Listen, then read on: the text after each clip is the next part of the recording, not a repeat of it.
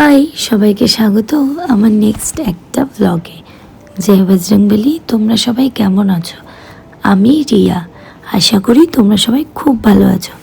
এই ভিডিওটা একটা মজার ভিডিও, কারণ আমি আমার বাড়ি যাচ্ছি। হ্যাঁ, মেয়েদের বাপের বাড়ি যাওয়ার মজাটাই আলাদা, যাই হয়ে যাক। আর এই আনন্দটার ভাগ সবার সাথে করা যায় না, তো এটা আলাদাই মজা। বাড়িতে গিয়ে আমার ভিডিও করতে অত ইচ্ছে করে না, কিন্তু এবার করলাম। আমি যতবারই বাড়ি যাই ভিডিওটা একটু কমই করি। বাড়ির সবার সাথে গল্প করতে করতে এত মজা হয় যে ভুলেই যাই যে ভিডিওটা করতে হবে। যাই হোক, এবার ভিডিওটা করলাম কারণ আমাদের পাড়ায় গৌর নিতাইয়ের মন্দিরে পুজো ছিল। এত সুন্দর পুজো হয়, দোলে কীর্তন হয়, ছোটোবেলার দিয়ে দেখছি। আমি এভাবেই ছোটোবেলার দিয়ে দেখতে দেখতে বড় হয়েছি। তো সন্ধেবেলায় আরতি হয়। আমার এত দুঃখ লাগছিল যে আগেরবার আমি যেতে পারিনি, এবার অন্তত আরতিটা যাতে দেখতে পাই। তো আরতি দেখি, তারপর রাত্রের বেলা আমরা রাস দেখেছিলাম। আরতি দেখার পর যখন বাইরে বেরিয়ে একটু খাওয়া দাওয়া করি, একটু রেস্ট নিয়ে খাওয়া দাওয়া করে তারপর আমরা যাই, গিয়ে আমরা রাস দেখি। এবার রাস তো বেশ ভালোই হয়েছিল। রাসে একটা গপু হয়েছিল, এত গপুটা কিউট আর এত সুন্দর, দারুণ মজা হয়েছে। আর দেখবে যখন তোমরা বিয়ের পর বাপের বাড়িতে যাও তখন তো ওই ট্রিটমেন্টটাই আলাদা থাকে। যাই হোক, অনেক মজা করেছি। আর তোমরা অনেকেই দেখো যে আমি আমার মা বাবার সাথে অনেক মা বাবাকে নিয়ে অনেক ভিডিও করি। সত্যি কথা, আমি খুব মিস করি আমার বাবা মাকে, আমার বাড়িটা। আমার খুব ভালো লাগে। পৃথিবীতে যদি আমাকে কেউ হিরে মোহর তাজমহল সব অনেক কিছু এনে দেয়, রাজপ্রাসাদ, তাও আমি বলবো যে আমার মা বাবার সাথে আমি যে সময়টা কাটাই ওটাতে না কোনো আমার ভয় থাকে, না কোনো আমার টেনশন থাকে। আমি ফ্রিলি থাকি, কোনো ডিপ্রেশনও থাকে না। আর বাড়ি গিয়ে আরামসে ঘুমিয়ে পড়ি, কোনো স্ট্রেস নেই, কিছু নেই, খুব রিল্যাক্স। আর এই যে কীর্তনের সময় রাস হচ্ছিল তখন এই যে বেবিটা দেখো কি কিউট, এত কিউট, এত কিউট, এত মিষ্টি বাচ্চা। প্রত্যেকটা বাচ্চাই কিউট ছিল, কিন্তু এই ছোট্ট মেয়েটি একটু বেশি কিউট ছিল। তো রাস দেখেছি, দেখার পরের দিন আমাদের ভোগ হয়।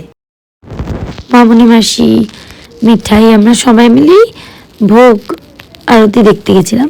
এর মধ্যে একটা কথা বলবো, সেটা হলো যে বাড়িতে যাওয়ার মজা আলাদা, কারণ স্ট্রেস থাকে না, এসব থাকে না। বাড়ি গিয়ে না ওই সে আগের স্মৃতিগুলো মনে পড়ে, কত আনন্দ ছিল, মজা ছিলাম। লাইফে কোনো স্ট্রেস ডিপ্রেশন কিচ্ছু ছিল না। আর আমি লিটারেলি মনে করি যে মা বাবার সাথে কাটানো মুহূর্তগুলোর সাথে কোনো কিছুর তুলনা হয় না আমার কাছে। তো এই যে ভোগ, পরের দিন সকালে আমরা সবাই মিলে চলে গেছি, আমার মামুনি মাসিও এসেছিলো। তো ভোগ আরতিতেও একটা ভোগ আরতি হয়, ভালো ভালো ঠাকুরের গান হচ্ছিল। তো আরতি দেখলাম, আর আরও মজা হতো। আমার বোনের যেহেতু মাধ্যমিক পরীক্ষা চলছে, তাই ও আর আমাদের বাড়িতে আসতে পারেনি, আমিই গেছিলাম ওদের বাড়িতে। ও যদি আমাদের বাড়িতে আসে, ও আসে আমিও যাই, এরকম টাইপের। তো আমার মামা বাড়িতে একটা ডগি আছে, তার জন্য আমি যেতে পারি না, ভয় লাগে আমার, তাও ম্যানেজ করে যাই হোক। আর আমার বোন যখন আসে তখন আমরা খুব গল্প করি, আমাদের গল্পই শেষ হয় না। ছোটোবেলার গল্প, ওর স্কুলের গল্প করতে করতে আমার এত গল্প করতে করতে আমরা ভুলেই যাই কখন সময় কেটে যায়। যাই হোক, কীর্তন হওয়ার পর আমরা সবাই মামা বাড়ি গেছিলাম। আর মামা বাড়িতে গিয়ে গল্প, তারপর বাড়ি এসে ফ্রেশ হয়ে মা এসেছিলো ভোগের প্রসাদ নিতে। আমি সেদিন মাকে বলেছিলাম, মা তুমি ফেনা ভাত করো, আমি খাবো।